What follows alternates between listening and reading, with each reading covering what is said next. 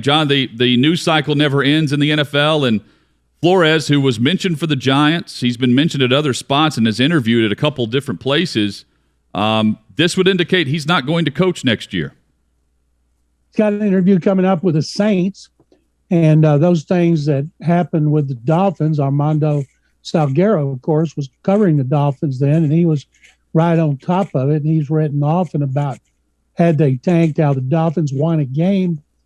That allowed the Bengals to end up getting Joe Burrow. And the Dolphins were willing to give up 3 number 1 picks that they had to move up to get Burrow. And then the Dolphins would have gotten Joe Burrow, and Cincinnati could have had Justin Herbert unless they blew it and got Tua Tagovailoa. But this has opened up a can of worms the NFL doesn't want to talk about. We'd be naive if we didn't think a lot of the minority candidates were getting interviewed just to satisfy the Rooney Rule.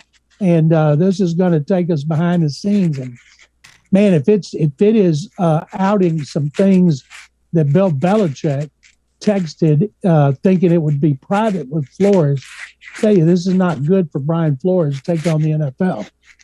John, is the pressure on the remaining teams that haven't hired a coach now, or is the pressure on for them to hire a black coach with this story out there? No, they'll hire whoever they want. Texans finalists or Josh McCown, Brian Flores, Jonathan Gannon, Philadelphia defensive coordinator. They also interviewed Kevin O'Connell, Chargers offensive coordinator Joe Lombardi, then Hall of Fame receiver Hines Ward, who is a receivers coach at Florida Atlantic, and they're going to hire Josh McCown. And I've been writing that since last week, and I still believe it. And of course, they deny it, but that's what I believe. And but they fired David Culley. There's 3 minority coaches in the NFL: Robert Saleh with the Jets, Ron Rivera with Washington, and of course Mike Tomlin being the only African American with the Steelers. But this is always going to cause controversy. It's interesting. There's more African American front office executives, GMs, getting jobs than there are head coaches.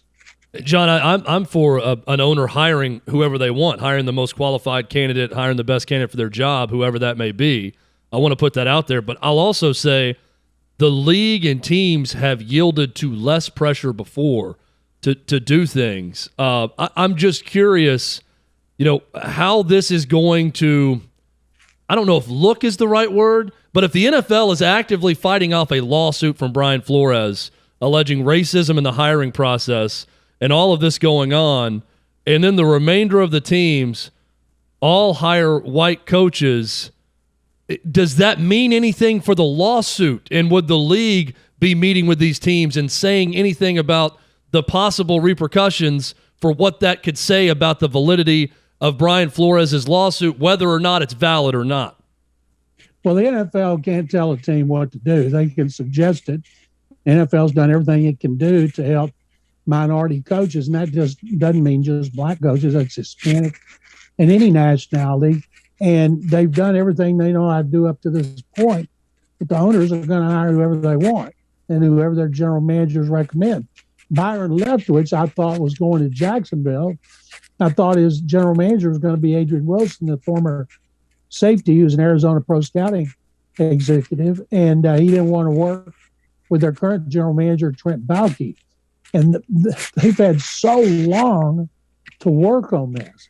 My goodness, what is taking them so long? They're interviewing Doug Peterson again. You would have thought they would have been one of the first. And maybe they will hire Byron Leftwich, and maybe New Orleans will hire Brian Flores or another minority. But it's always going to be a problem. It has been. At one point, we had 7 minority coaches, and right now we have 3.